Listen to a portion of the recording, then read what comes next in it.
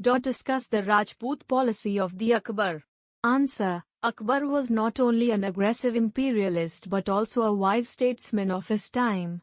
He knew that the conquests of states without their consolidation would not serve any purpose. For the consolidation and conquests of his empire, he adopted a novel policy, famous as the Rajput policy of Akbar. The Rajputs at that time were a prestigious warrior class in the Hindu society who was famous for their heroism and sense of duty and devotion to their motherland.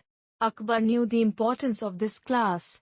He also knew that it was impossible to conquer the Rajputs by force.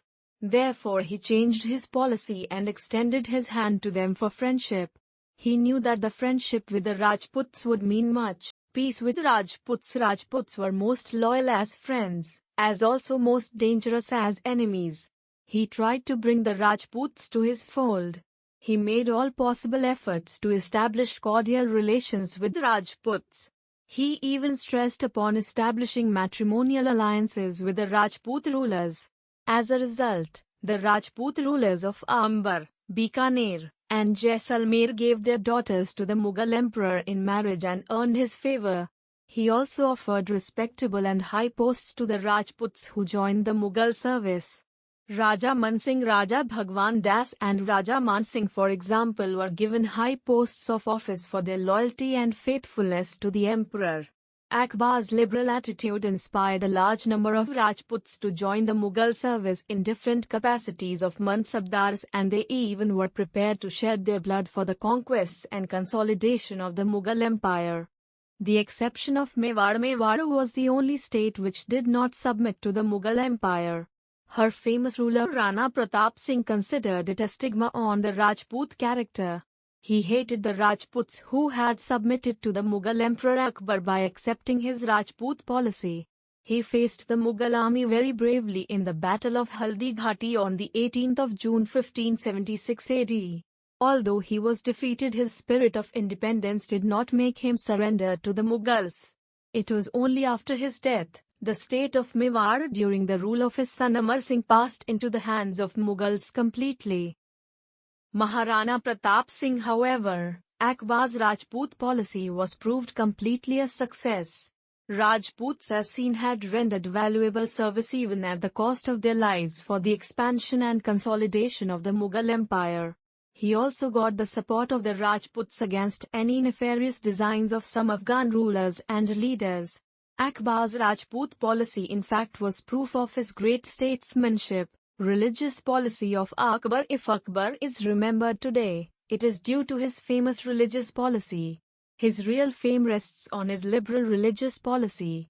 His knowledge of the essence of different religious philosophies at a later stage made him promulgate a new religion famous in history as Din-i-Ilahi, under whose banner Akbar had tried to unite Hindus and Muslims.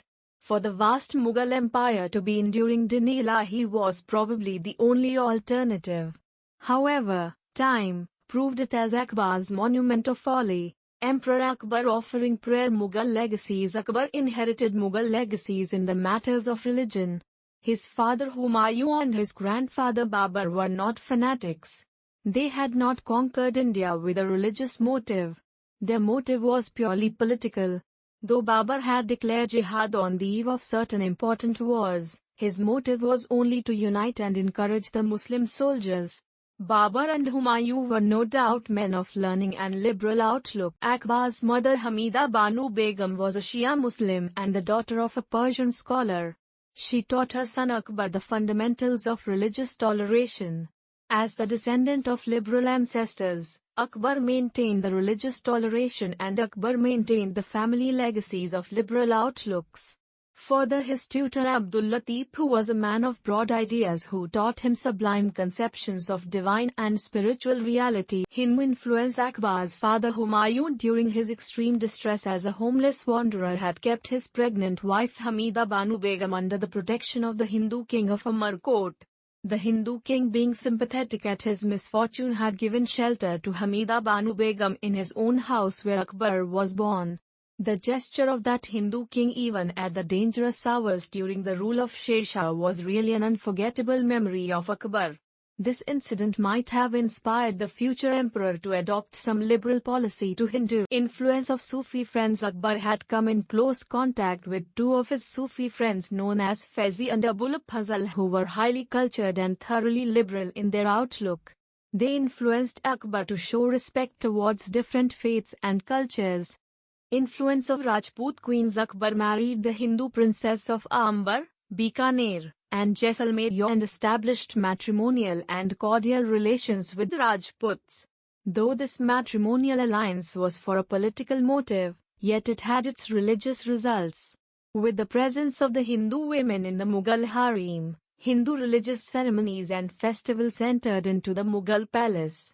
Almost all the great Hindu festivals like Diwali, Dashahara, and Holi were observed in the Mughal palace. The emperor used to participate in all the festivals wearing Hindu dresses.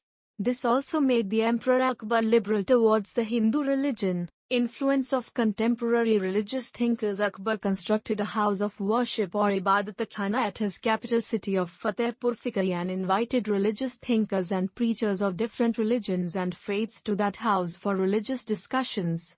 Religious leaders of various religions such as Hindu, Muslim, Jain, Parsi, and Christian were invited for learned discourses.